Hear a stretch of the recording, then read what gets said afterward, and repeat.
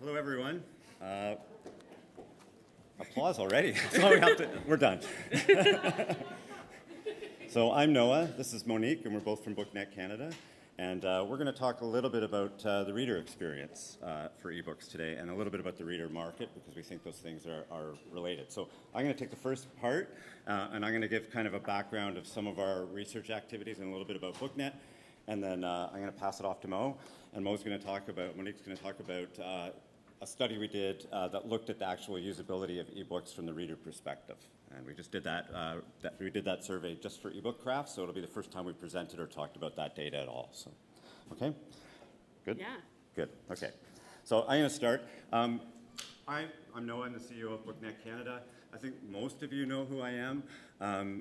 Maybe I'll just give a little bit of background again about why BookNet is here and why we're involved in this.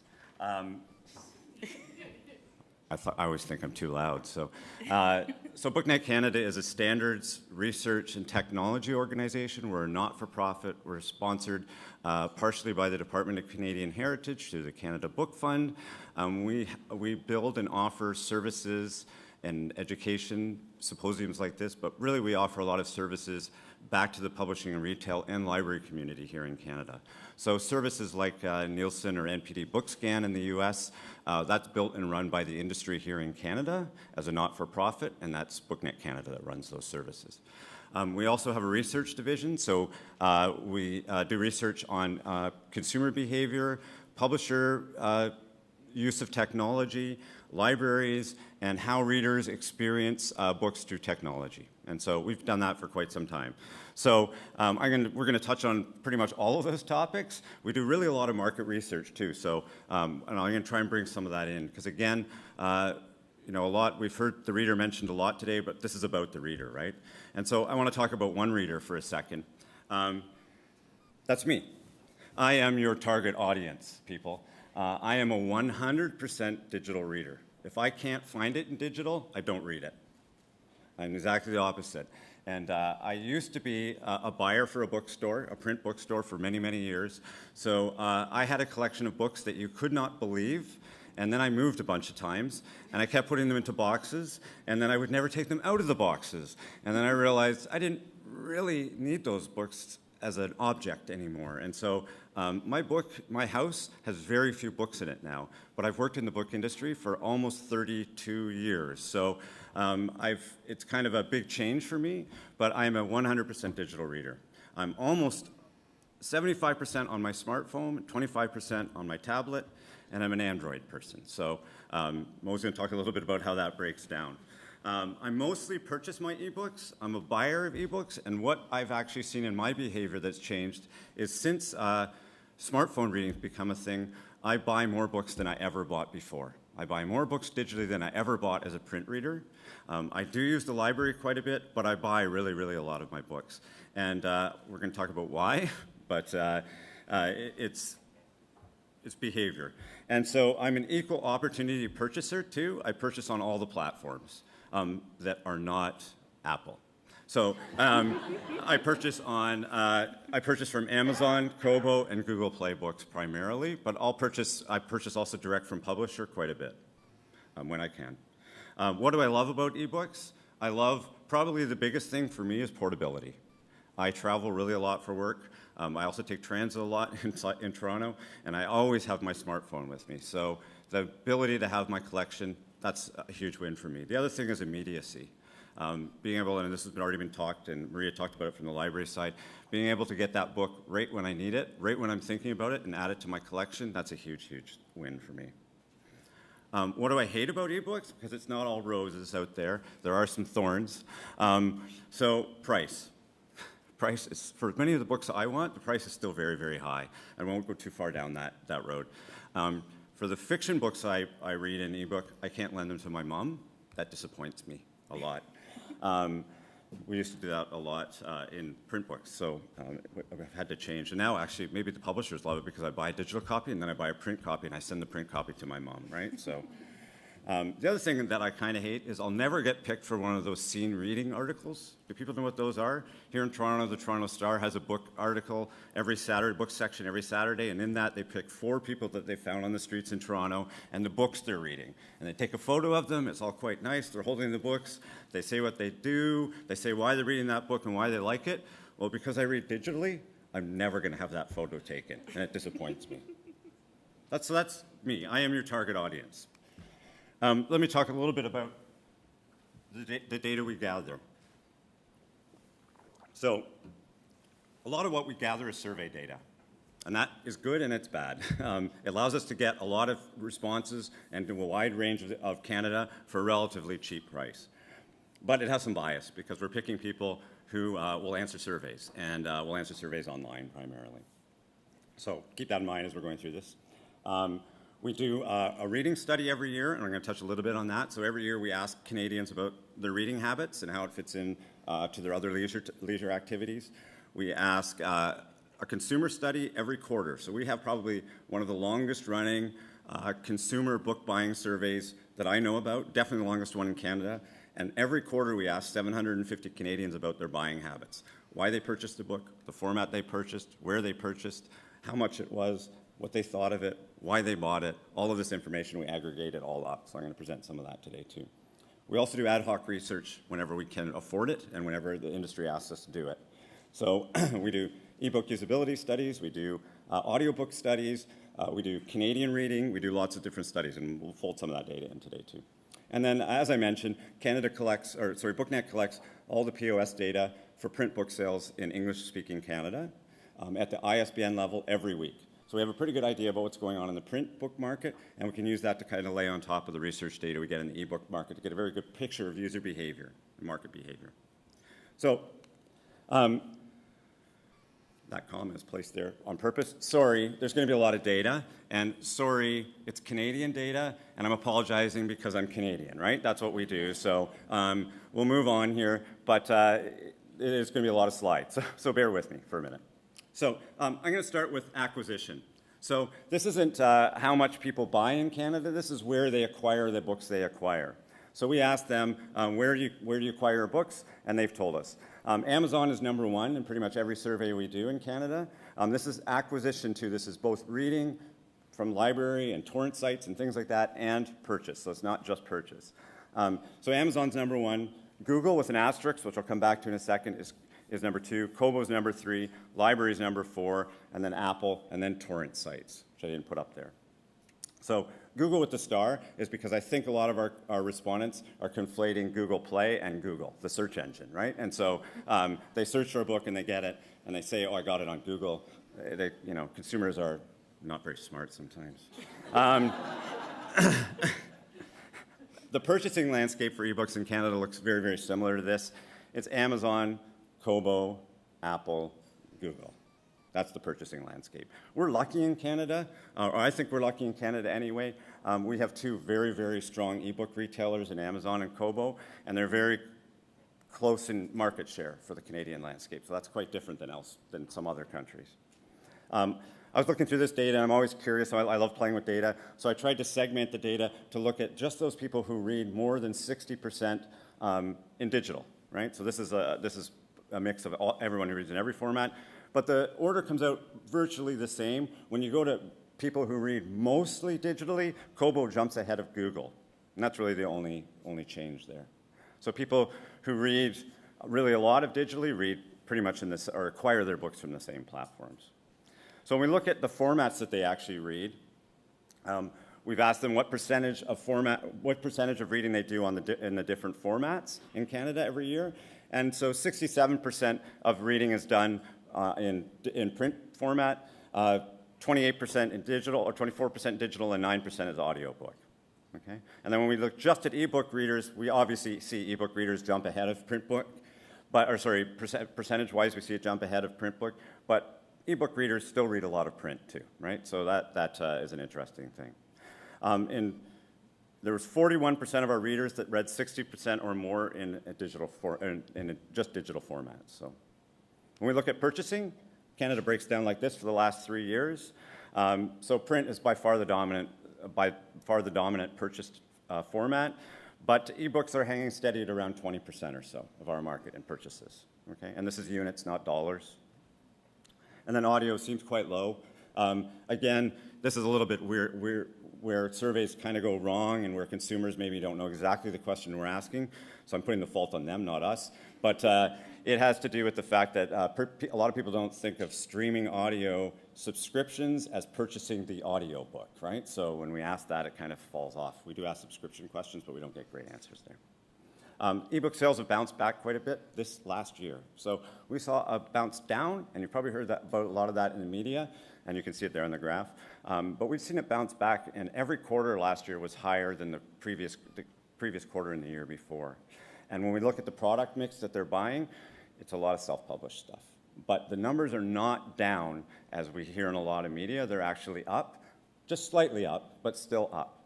And you heard Maria talk a little bit about TPL and Toronto Public Library, and we talked to Toronto Public Library a lot, and we know that the quantity of ebook reading and checkouts is up, not just at Toronto Public Library, at most public libraries across Canada, or a lot of them anyway. So who bought what? 84, it stays pretty consistent. 84% of Canadians bought a print book, or of book buyers bought a print book. Around 22% bought an ebook, and around 4% bought a audiobook. When we look at it by format, it breaks down like this. So the top kind of bars there are ebook, and the bottom are print. And this is broken down by subjects. So, go back one. Yeah. So that long bar there is romance. So romance is over 40% purchased an ebook, almost 50%, I would say. So that shouldn't be a big surprise. Whereas the very top number there, that's comics and graphic novels. It's not very purchased in ebook format, and obviously it's in print format. So this is not revelatory, and everyone should kind of get a feeling for an understanding of what that is. For nonfiction, it breaks down a little bit differently. Most nonfiction is still bought in print when you're looking at these genres anyway. And that's because really a lot of it is given as gifts. Nonfiction books tend to be given as gifts, like history and biography and things like that, are really given as gifts. And we see that when we look at the Q4 results in our consumer panel for the fourth quarter, the Christmas quarter.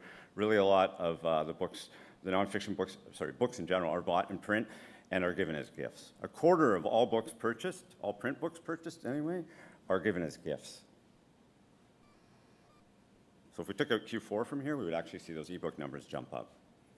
So I apologize for all the Canadian data. I do have some US data. This is from Author Earnings site, and this is from January of this year, looking at 2017 sales. So this is ebook sales by genre for the whole market in the US, broken down by units and dollars. And I think literature and fiction is partly what Maria was talking about when she was up here. I think a lot of stuff just gets dumped into literature and fiction that's not really literature and fiction, right? So it's not a true BISAC subject category in the way it should be. And then the other breakdown is similar to what we see in Canada too. So pricing? Pricing. We always love to talk about pricing. So one of the things we ask ebook readers and ebook buyers is what do they think about, or what would they pay for a book in a particular form, an ebook in a particular format? We ask the same thing about print. So on the one side here, you'll see that the lower numbers are what respondents to our surveys told us they would be willing to pay for an ebook. So it's around $8 or $9. I think many ebooks are in Canada anyway are priced much higher than that. We know there are lots of ebooks priced lower than that too, but for general books, those are priced higher. And that for the corresponding print, which is the other side there, it's about $3 higher per genre and per format. The amount of free stuff is really high in all of our surveys. So, and by free stuff, I'm not talking about stuff that they're getting from the library. What I'm talking about is stuff they're getting from, it could be Gutenberg, or it could be torrent sites, or it could be other public domain stuff, but about 25% of all of the ebook purchases are free, a quarter. 30% of all audio purchases are free. So it's really quite high, and that's not counting libraries. So this is what they said they would pay. Here's what they paid. This is Canadian, and I've dropped out stuff under $1, just because if I put it under $1, it pulls those average prices down so far that it's almost nothing. So they're paying around what they'd say. And so you can tell for romance there, it's about $5.79. They said they'd pay $8 or $7, I think, for romance, and they're paying $5.79, and et cetera. And then what they're paying for the physical version of that same, not that same book, but for those same subjects. The average fiction ebook is $8. Average physical book is about $15, $20. Average nonfiction ebook is about $13, and the average non-physical book is about $21.50. Again, looking at US, this is Amazon units sold at different price points for the last 3 quarters of 2017. This is again from author earnings. So you can see the vast quantity of stuff in the under $4.99 range being sold at Amazon in digital format. And so the blue is actually sales. Red is pre-orders. There's not very many of those, and then subscription sales. So mostly we're looking at the blue here. So again, priced very, very low. That's not dollar spend. That's just units. So that's really fast. Ebook readers are awesome, right? We know that. So are all readers, really. But I'm putting this up here so that we don't forget that what we're doing here is focusing on the reader, and we should always be focusing on the reader. I know that this group knows that. We also hope that those readers will be buyers from the business side. So before I hand this off to Mo, I'd like to talk a little bit more about who this reader actually is. And I don't think this should come as a huge surprise. So let's look at the demographics of the awesome ebook reader in Canada. So the awesome ebook reader in Canada is not all that different from the normal book reader or even the print book reader. They identify as female. They're under the age of 45. They're married. They're not parents. They make more than $50,000 a year Canadian, and they have a degree. We used to call these people dinks, double income, no kids. So they have a lot of disposable income. They tend to be more interested in new technology. It's a question we do ask in our usability study. But it is pretty similar to the normal ebook reader. Sorry, normal physical book reader. Physical book buyers tend to be parents. So, and we can break this down by age. So these are the different age bands, 18 to 24, 65 and up, broken down by format and what they do. And it's pretty close, but ebook readers tend to be younger than print, and audiobook listeners tend to be even younger still. But it isn't a massive difference. It's pretty consistent, and it's not completely distributed evenly. But what we find is that the audiobook, especially in the audiobook sphere, is there's really been a huge jump in that kind of 18 to 34, 35-year-old, 44-year-old, sorry, age band and listening into audiobooks. And a lot of that, we think, because we've done an audiobook study, has to do with people's time, their amount of leisure time they have. That band of people up to 44 feel like they have less leisure time than anyone else does. Whether that's completely true or not, I'm not sure. So they maximize their time by walking their dog and listening to audiobooks and things like that. And then ebooks are big with the younger groups, the youngins, because of I think because of devices. A lot about, and most I don't want to take most presentations. Just going to talk a lot about that. So that's a really kind of quick overview of the data about the readers that we have from our general kind of surveying. And now I'm going to hand it off to Mo, who's going to take the usability side of stuff. Thank you. Hi. So if you don't know me already, I'm Monique. I am a project manager at BookNet and a former ebook production professional. I made ebooks for about 7 years before I moved into this role. I'm also a digital publishing instructor at Ryerson University, so this kind of information is really useful for me in helping my students learn how to make books for the readers. I'm a bit unlike Noah, but maybe more like sort of the average ebook reader. I read about 50% print and 50% e. I'm primarily an e-ink device user, but I use my phone when I'm desperate and left everything else at home. I love getting books as soon as I want to read them, so the immediacy of ebooks is really important to me and part of why they appeal to me so much. But as a reader of books like poetry and cookbooks, those are my print genres. So as I was looking at the data that we collected in this research study, I decided to ask some of my ebookcraft planning committee colleagues, former students and others, about the assumptions and myths that they've always believed about the ebook reader and what types of features they use and the ways they interact with books. These kinds of myths and assumptions affect our work every single day and affect the way we make decisions about how we build books. So I'm going to challenge you all to interrogate your assumptions and think about their effects on your work as I go through some of the data from our study. And this is a judgment-free zone, so feel free to confess your myths on Twitter, #ebookcraft, or if we have time for questions at the end, I would love to hear them. So I thought I would start with one of the more, I think, widely believed but also more whimsical myths, that people really, really love the smell of print books. I think we all know this. It's basically fetishized in the media. The smell of books here in the bottom corner, the flashlight part didn't work. The smell of books is actually an aerosol spray that a device maker was trying to sell to augment the ebook experience. But what we learned in analyzing the data from our study is that of all the people who mentioned the physical object of the book itself, it's really about the feel of the book in their hands. About 5 times more often than the smell, they mentioned the feel, they mentioned touching the paper. It was vaguely pornographic a lot of the time. So when we asked them to rank the factors that play a role in what makes them select a book to read, only 22% of them listed the physical object as their first or second priority. So it seems like they care, and they mentioned it enough to write an essentially softcore erotic novel in the comments of our study. It's not a big factor in how they make buying decisions or reading decisions in terms of their format. So to go back to devices, a lot of people have spoken about this, including the library panel just before us and Lisa this morning. This is one I've certainly believed, that almost nobody reads ebooks on a desktop or laptop computer.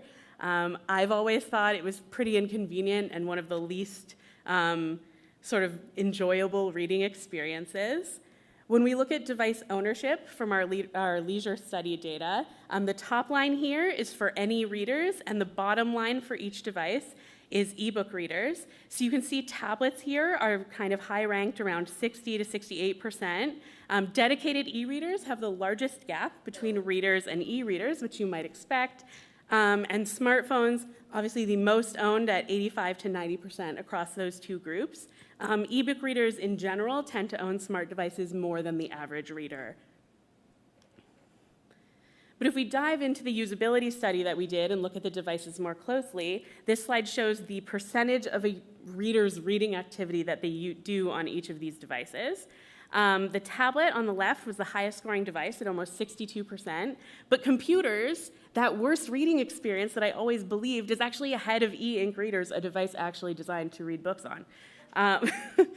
So I found that quite interesting. But overall, when you look at this graph, you can see that we're only seeing data from about 62% down to 56.7%, but we see a little bit more interesting trends when we break this out by age. So I broke out here 34 and under, the millennials, the 35 to 54-year-olds in the yellow bars, and the red bars are 55-plus-year-olds. Millennial readers are more likely to read on a computer than any device other than a smartphone. I was shocked. I was less shocked that among readers 55-plus, smartphones, not so hot. Good to kind of see this data. I think this is really interesting as we talk about the ways that reading device use is changing over time, to keep this in mind as we move forward. And I think if we could look at data again in a couple of years, we might see even more interesting trends here. The next myth was about wayfinding, and this might be one some of you believe as well. This is one I was told very frequently. It is so easy to search in an ebook. No one would use an index. And I think these myths are often reinforced because making indexes is really time-consuming and it costs a lot of money. Testing an index, if you've ever had to do that, can take a really long time. So I was told, like so many others, that you just don't need to make an index. Shout out to our indexers. The work you do is amazing. But what we found in the usability study is that while the table of contents is the most popular way of making your way through a book at 66.4%, search is 45%, but just behind that at 42% is the index. The index is beating out users' own bookmarks that they chose to put in the book, and chapter headings, which was not an option we gave them, but one that a few people wrote into the study. So it does seem that indexes are well worth your time and money to invest in, and I was very surprised to see that myth busted here. Thinking more about devices, smartphones have us trained to crave that vertical scroll. I think we have all seen videos of like toddlers and infants learning how to use computers through a tablet or a mobile device, and that like they're 4 years old and they're tapping on a paper magazine hoping something will happen, and they're very good at using smartphones, often better than I am. So I was wondering how that smartphone UI and the ubiquitousness of that has affected our e-reading use. And you can see here that the trend in page advancement, while they're all quite close, 27% approximately for those top two options, which are horizontal swipe and screen tap, are winning out. Button press and vertical scroll are slightly behind at 22%. I'm curious to see how this changes over time. And this, hopefully, for anyone who's been at ebookcraft before or been part of the workshops or any of the wonderful presentations today on the topic of accessibility, this should not be a myth, but I wanted to put this here for those of you who are building your arsenal to make a case to your organization to spend time and resources on accessibility features. That only visually impaired and print-disabled readers use accessibility features. Do we all want to say together, myth or not a myth? So looking at the data for the accessibility feature usage, this graph represents readers who did not report having a print disability in our study. And I was really surprised that 12% of those readers are using screen reader technology to access ebook content. While that is still the lowest usage of all the features we decided to study, with font size and night display coming out far ahead, around 40%, and others around 30%. It's really important to remember, as I think has been discussed often over the course of the last few days, that people can be permanently, temporarily, or situationally print disabled based on different circumstances, and that the people who want to use these features far outnumber just those people who are reporting print disabilities. The graph for people who are reporting those disabilities looks almost exactly like this one with slightly higher percentages. So you'll see that still among all readers, the adjusting font size and night display are incredibly important. So if you are looking to make a stricter case for accessibility standards at your organization, hopefully you find this useful and you've been able to capture the slide for your use. But I think the most important thing that Noah tipped to at the end of his sort of section of this presentation is that our role as developers is to serve the readers. So what do they want?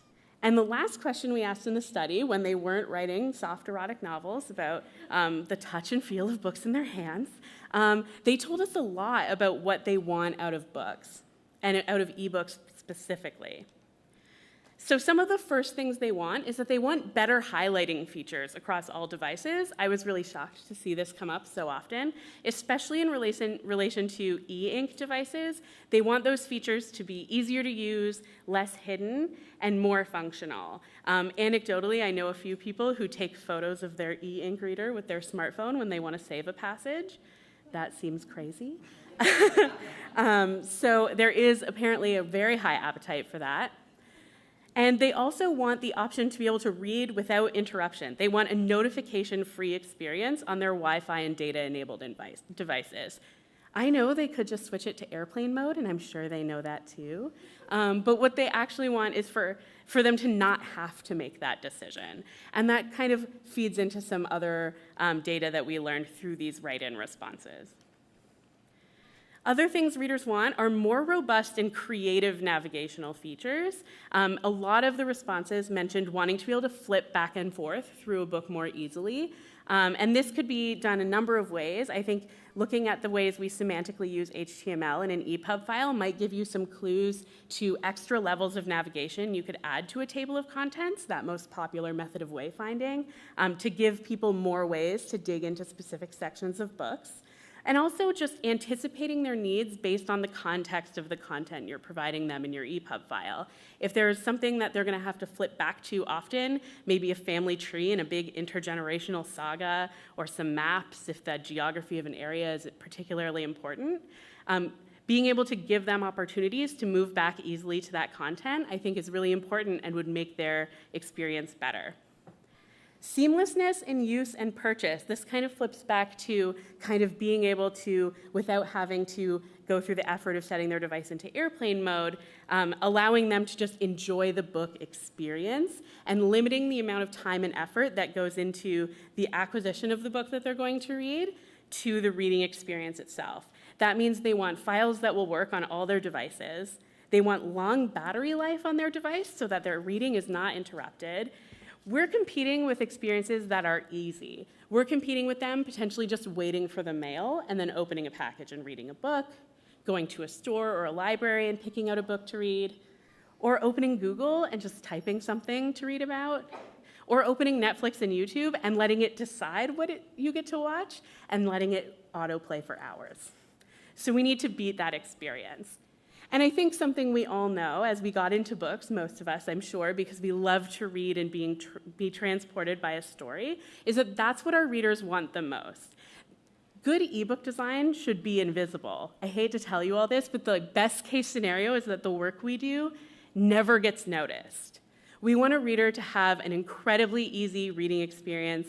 We don't want to get in their way. We want them to be able to pick up a book, ignore the news, and just enjoy a story for a while. So please let us know if you have more data interests. We are going to be releasing more of this data over the next little while, but if there are questions you wish we could answer, or if you have myths that you would like me to bust, please let me know. I'm really leaning into the amateur mythbuster lifestyle. I would love to hear about them. I think we have a little bit of time left for questions. So just one myth that might actually be worthwhile looking at, because I've been working with millennials for a while, and now I'm working with Gen Z, and I'm working, or iGen, or whatever they want to call themselves, but they are not millennials. Yeah, and I'm they're getting very that different. is they're not millennials, and they have told me this. So when I do these kind of surveys with my students, they're like, no, we're not millennials. This is not us. We're different. We like print. I don't believe the print, but I think it's something else to look at, is how they're changing. Yeah, absolutely. I think if we were to do this study again, I'd like to get more respondents in that age group so we could get more data for that. Awesome. Thank you guys so much. We're going to throw to break now, so go get a snack. Thank you.